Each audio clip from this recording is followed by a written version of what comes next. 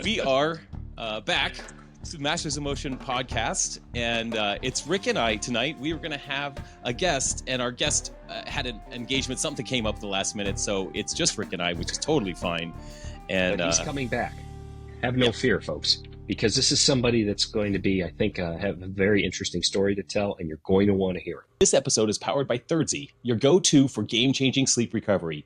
Imagine hitting your workouts harder and waking up feeling unstoppable. That's what Thirdsy's PM Recovery Collagen does for me. It's like pre-workout, but for your sleep, fueling your body's active recovery processes without any melatonin or sedatives. Just one scoop before bed supports deeper, more restorative sleep so you can crush your fitness goals. Ready to experience the best rest and recovery? Visit Thirdsy.com and transform your nights into recovery power hours.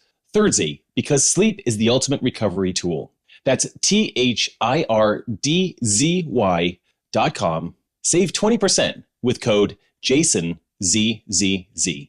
Let's get into the show. Talking about news for Masters, it is, I think, an absolute vacuum of news. It is. I mean, now, there was a huge piece of news this weekend, a huge event this weekend. A Masters athlete goes against an indie athlete in a boxing ring, if we want to think of it that way. Oh, yes. That was something. Yes. So, Westlake, Ohio's own Jake Paul. Did you watch the fight? Okay. I was out of town this weekend, and I was like, oh, it's on Netflix. Great, no problem. I tune in at 8, and I completely forget that they're the main event. There is an undercard. I was like, oh my gosh, how many matches do I have to watch and wade through to get to this? And that was my travel day. I was exhausted, fell asleep, checked my phone first thing in the morning and saw all the stuff. I was like, okay, glad I would have liked to. I just couldn't stay up. You know, you and I have had technical difficulties, and our listeners, we appreciate you guys and navigating with us as we learn. I think that we could actually go consult for Netflix on how to do this terrible, correctly. Right? It was it bad? Awful. That's I can't so believe bad. Something like Netflix can not anticipate demand. I tried to make an adjustment on my Apple TV, like right during round one, and it froze. And I got the spinning wheel, and ended up pulling it up on my phone, and I had the best view on my iPhone connected to cellular. It was just very strange. So I mean, there was millions of people watching this thing, and I mean, I got to tell you, here's what I think. I think it was rigged. I think it was contractually set for Tyson to not win. That. Yeah. Yep. I hear that too. I was so excited for this thing. I was watching lots of videos and TikToks of Mike Tyson training. The guy was destroying punching bags and destroying his trainer and moving like lightning. And then he gets in the ring and he comes out a little hot. And I was like, oh my God, this is going to be it. And everybody wanted Jake Paul to get punched in the face. I don't know anybody that didn't want that to happen. Absolutely. Right? 100%. Yep. And he gets a couple of hits in, and then round 2 through round 8, it is the dullest, most disappointing fight. It's just so bad. And then afterwards, you hear in his contract, he couldn't throw an uppercut. That was not allowed, which is how he fights. I didn't know that. It's in his contract. He was not allowed to throw an uppercut. I mean, crazy. Could you imagine? I never heard that. Yeah, it's like going to a CrossFit competition and saying you can't. There's no kipping on your bar muscle ups, and you got to do 90 of them. So no uppercut. Obviously, he doesn't make any money in a first round knockout, and he makes a ton of money if it goes over 6 rounds. So, I mean, I don't know how many 60-year-olds can just get in the ring in 2-minute rounds, bounce around a while, get hit a few times, and actually put a good show on. It wasn't a good show. It was a bad show, which is a bummer. But you didn't miss anything. 60 million people, Netflix was estimating? Yeah. 60 million viewers or screens or whatever it was. If this is their test for Christmas Day football, they've got to invest in a lot of extra tech. Oh, that's right. Because they're running Christmas Day, and that is not good. I know, obviously, they'll do it better. It'll be better. But, wow, that was a rough stream. Well, I have somewhat had problems with maybe it's me. Knowing the problems that I have with connecting with you, it's probably me. But Amazon Prime Thursday night, there have been times where it has not been the greatest, and I'm like, I don't care. This Thursday night happens to be Browns Steelers. I do care. Sadly, I care. So I better not have any buffering or crap. Like, of course, the way the Browns have been playing this year, they could buffer all night and it won't matter. But still, I forgot about Netflix and Christmas Day. That's right. Yeah, for the NFL. I mean, it's really funny. I live in a state now where there's not an NFL team, so I don't care. I don't. I wish I cared about the Broncos. That's my home team. But ever since Peyton Manning, I don't care about the Broncos. And now I just have to be an Alabama fan. So those are some pretty cool games. And I'll tell you what, if there was some bad streaming of an Alabama game, I think this state might go up in flames. There could be major issues, major problems. So I don't know. You guys are at Oklahoma this weekend, I think. That's a big game. Yeah. I've got one of my good friends in Texas. I'll see him at the Hyrox event. He's a big Oklahoma guy, so I'll have to make some wagers on this one with him. Something. They are the we were talking about this at lunch today because we follow Kirk Herbstreit from Game Day, the announcer around. He lives or has a house in Cincinnati. His son plays for a high school down there. So there's I forget the Instagram account, but it has the little globe and his plane, and it tracks his miles every weekend because he starts in Cincinnati. He flies this weekend.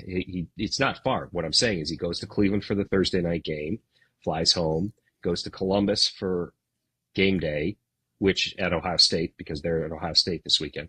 Then he'll fly to Norman, Oklahoma to broadcast the Alabama game. That was my point with that.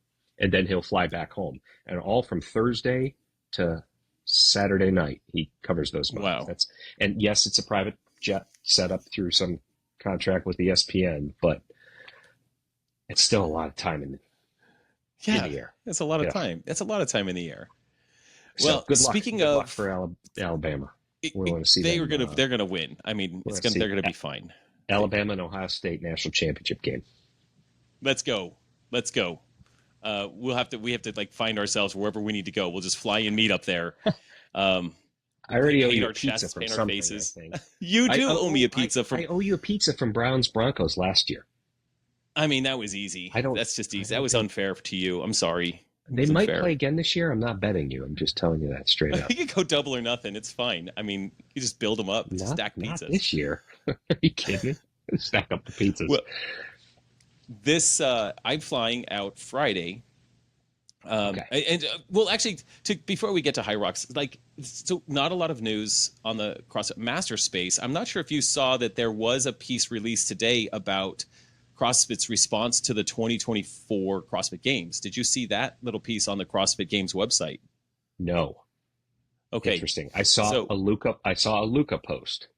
Yeah. But that's it. Yeah, I think we all saw that.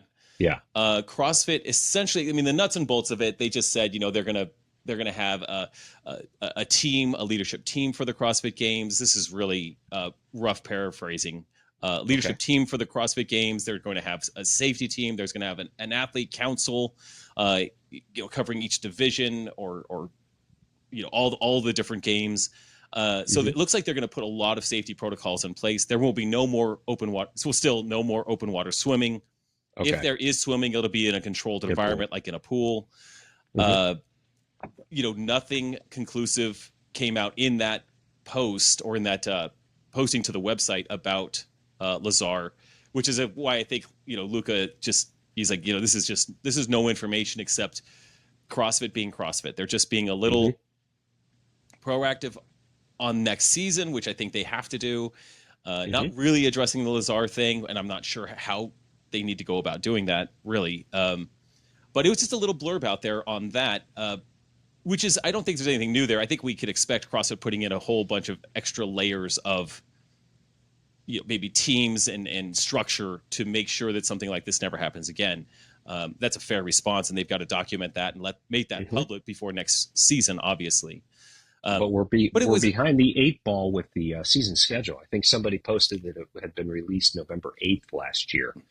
And here we are racing towards Thanksgiving with no no season schedule, and the rumors out there about it being online, all online for which to masters athletes and teenage athletes and adaptive athletes, that's fine. We're used to it. Yep. Yep. But another year with more change. I'm sorry. Another year with and with that online, and again, I don't dig into the details of all this stuff until it's actually real. But some of the rumors might suggest that there is only one qualifier again for us to get to the games for age group athletes. Did you read that as well? That it wouldn't be there would be a quarterfinals and no semifinals, or just one additional back to the AGOQ. Yeah, it sounds like that. Wow. And maybe I misread it, but I really like the format we've had for a couple of years now, where you've got the open, and the open is fun and community driven. Like, we don't have to record our open. We don't have to, you don't have to kill ourselves in that, because it doesn't, as long as we get to the next stage. Quarterfinals allows for so many, especially when they went last year, top 25% get to do quarterfinals. That opens the door for so many people to participate in a higher level of competition. It was very cool. And that one matters. Extended weekend. Yeah. Extended weekend. And then we all did it together as a unified, among all the cores, the individuals and the teenagers and us masters athletes. And I think we all did that same weekend. That was very cool. Then we move on to semifinals, where it really matters, and then we qualify for the games. That format, that format makes CrossFit a lot of money. They just roll in, fees for that. So that can't be a bad thing for them. This year would be great if they did more transparent video reviews, so we all understand what's going on. It's just very fair.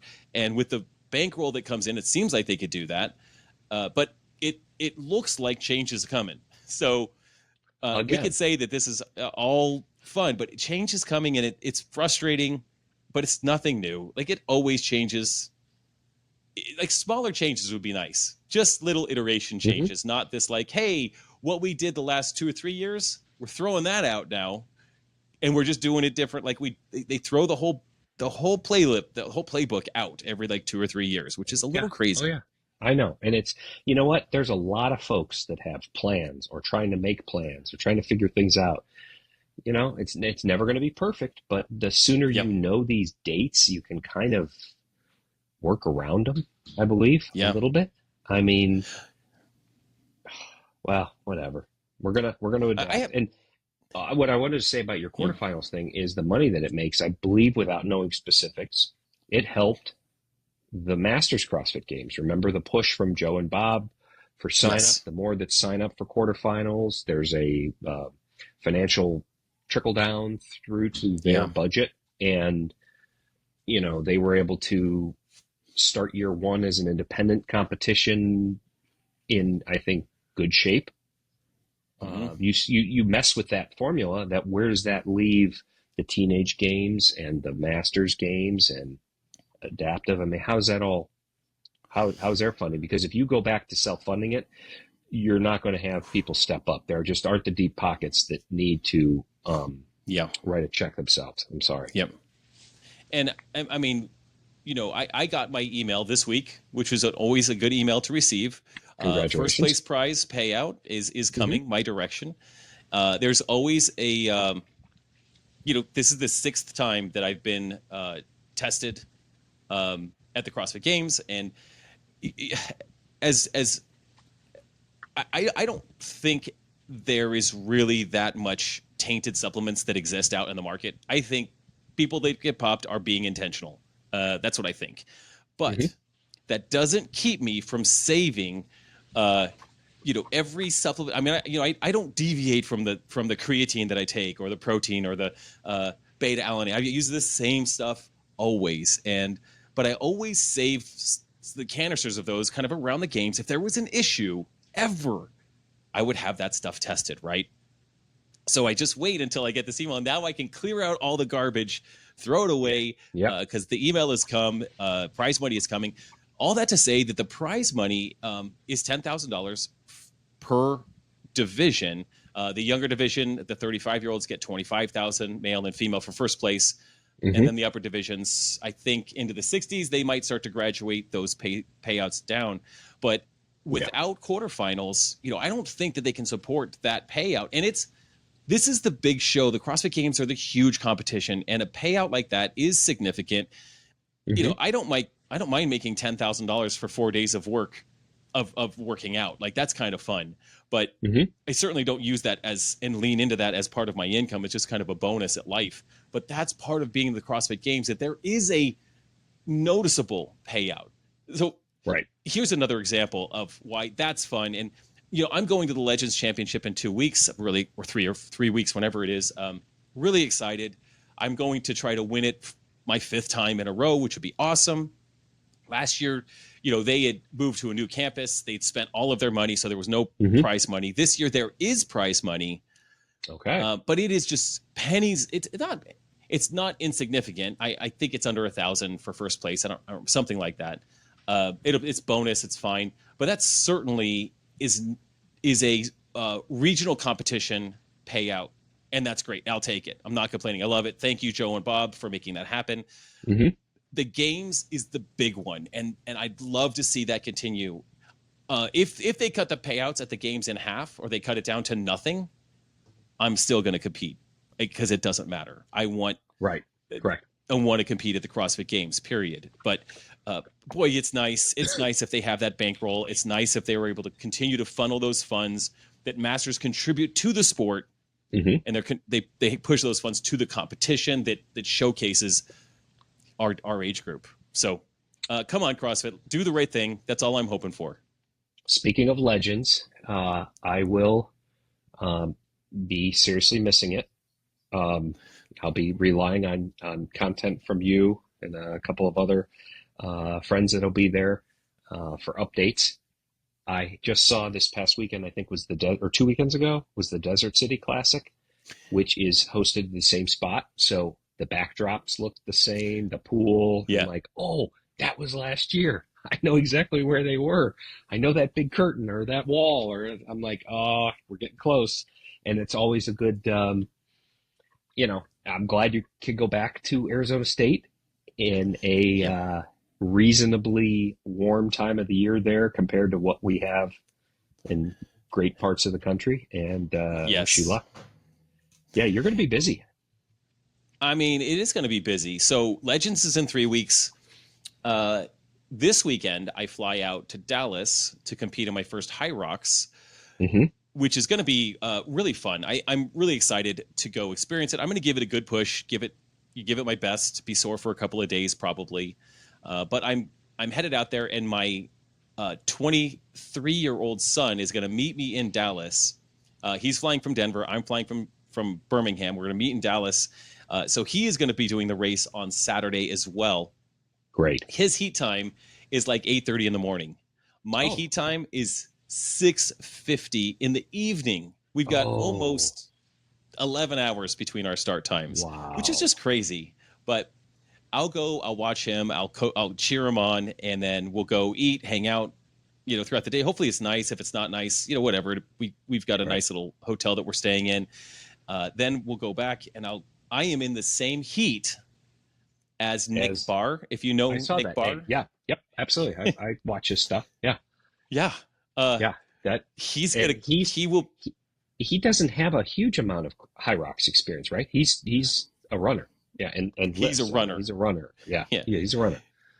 He's younger. He's younger and fitter. So he will be actually pretty fun to see. He'll go faster than me. There's no doubt. I'm probably 20 years older than him, but it'll be fun to see him there. I'm definitely going to introduce myself, try to get to know him, create a relationship, because I think we've got some crossover. I think we could have some fun together if we actually ever were able to hang out. But that'll be fun. He's I don't know how they put us together. You think that I would be with a whole bunch of other 45 to 49-year-olds, but I don't know how they mix all the pro division together. And you don't have to qualify to be in the pro division. It's just I would like to try to make it to the world championships, if that is even a possibility. I have no idea. This is kind of like going in blind. I'm going to go in. I have not done a full Hyrox. I've done training that has led me to be fit for those movements.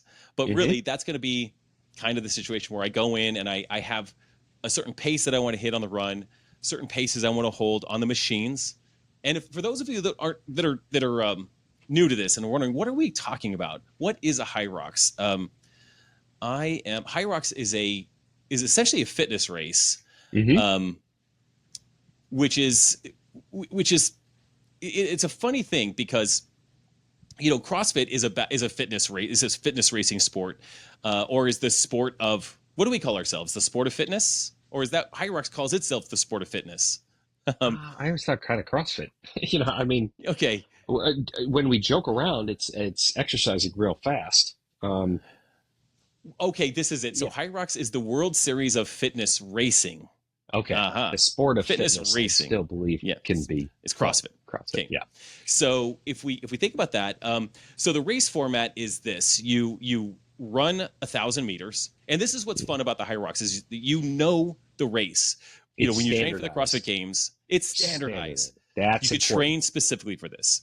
1,000-meter run into 1,000-meter ski erg, and men and women same distances on all this. Okay. 1,000-meter run, then a sled push, 50-meter sled push, and the sled is extraordinarily heavy. It's 460 pounds or something for me. It's just crazy heavy.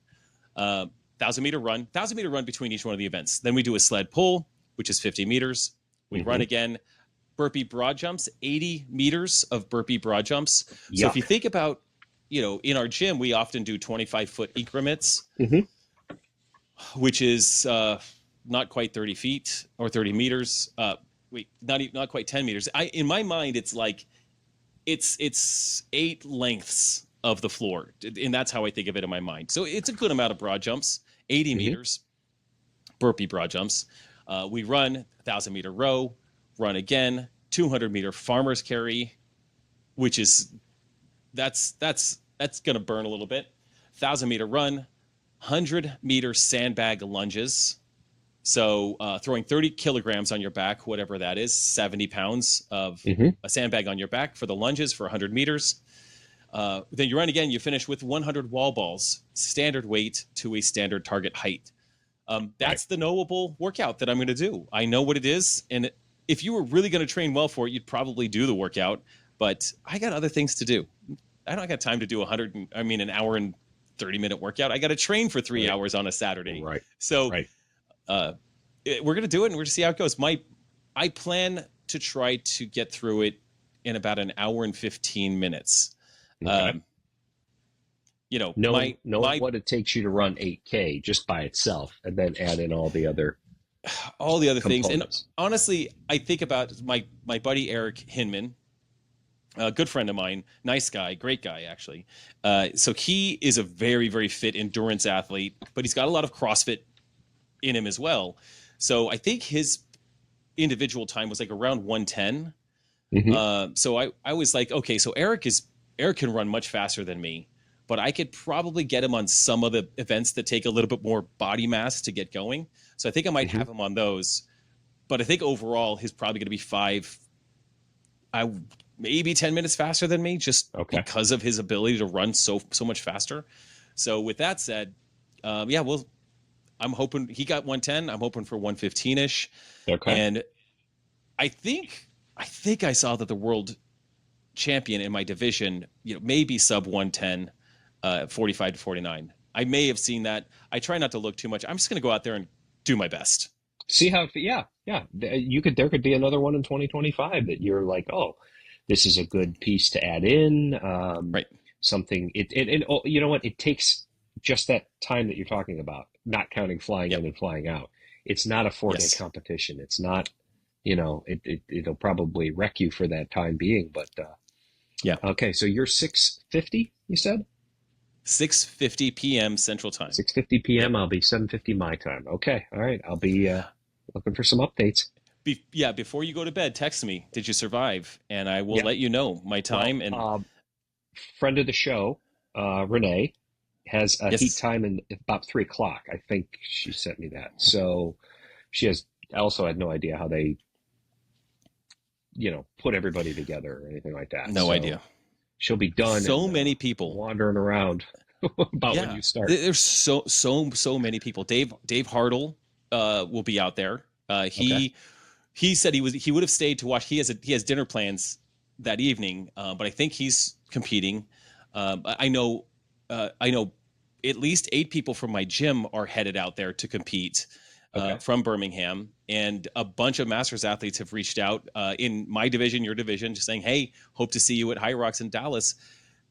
I don't know how many total participants there are, thousands and thousands. There might be 6,000 to 8,000 participants in this one. It is an interesting sport. It's an interesting because it's very welcoming to almost all people, right? There's no barbells, there's no handstand walking, there's no high skill, there's no high skill stuff. It's just if someone wants to get fit, they can do a triathlon. If they want to get fit, they can do a Hyrox. I think it's just kind of a fun sport in the sense that because it's knowable, and there is the pro division and the regular division, it's very welcoming. I guess that's what I would say. The barrier to entry is fairly low. People can go out there, have a good time. They can say they did a Hyrox, put a stamp on their arm, right? Yep. And then the pro division, you've got some pretty insane athletes. Low barrier to entry. I did see some of the Hiller wall ball videos from this past weekend. That's okay. They're working on it. Let's put it that way. I got to tell you, I don't understand not going deep on wall balls. Like for me, if I don't go to depth, I don't get the rebound out of the bottom. I just can't imagine trying to do a wall. I think I should program for Boulder athletes wall balls to parallel. I can imagine that would just destroy my legs. Like if you have to set up stop a camera at parallel, and figure it out. Like what feels right? What is parallel? Yes, absolutely. Right. Well, and then all the athletes that only go to parallel would just crush it. They just kill us. Oh, yeah. Well, then they're used to pushing that ball up to the target. Yeah, that exactly. wouldn't be a problem. I am working on a mixed doubles Hyrox for next year. Not sure where.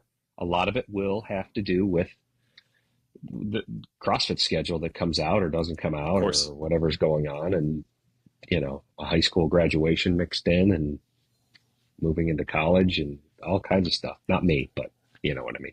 Yeah. So fingers crossed. Wish you all the luck. When that happens next year, does that mean you're an empty nester? Mm-hmm. That's it. That's it. Wow. That's right. That's what I thought. Yeah. Picking one up from the airport, this weekend, which is nice for Thanksgiving. And minus down a car. So the girls, I'm sure will have to negotiate something between themselves or figure something out. We'll see.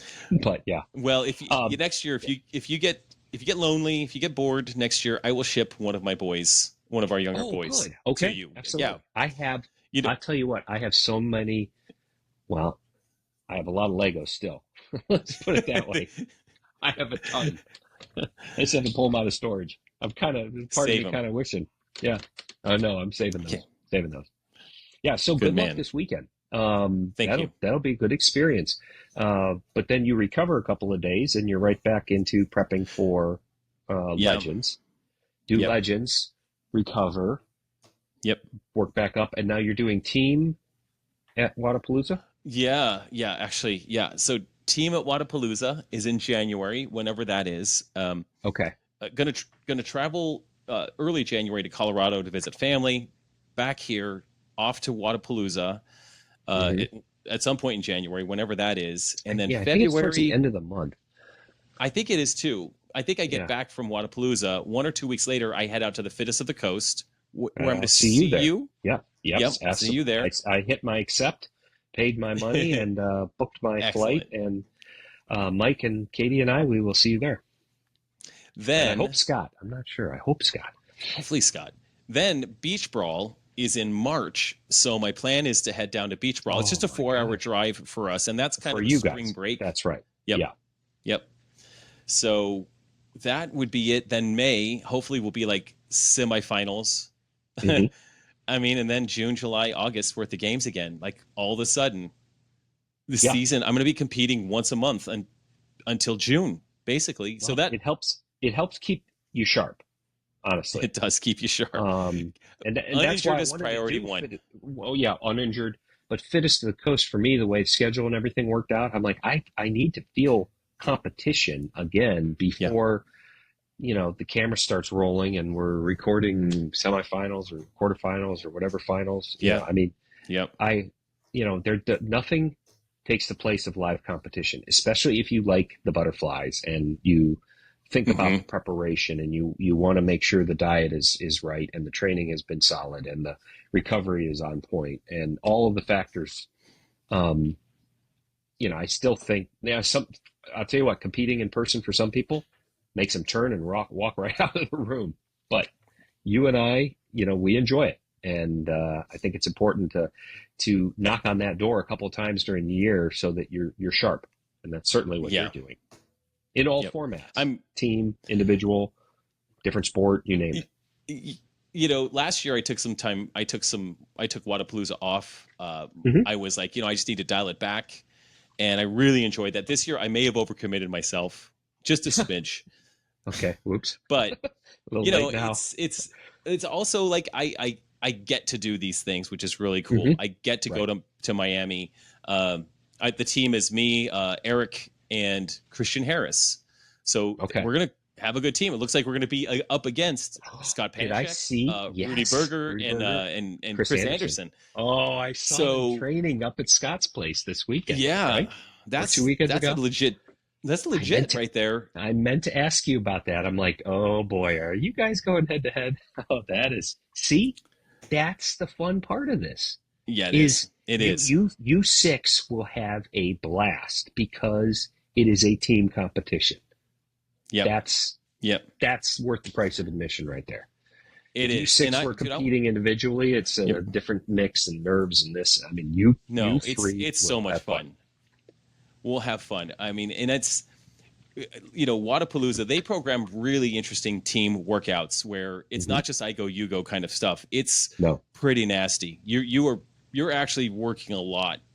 So I was pretty tired after Wadapalooza out in Huntington Beach. It was good. We won every event. If we're going against Scott, Rudy, and Chris, we're not going to win every event. Like, we're going to have to battle.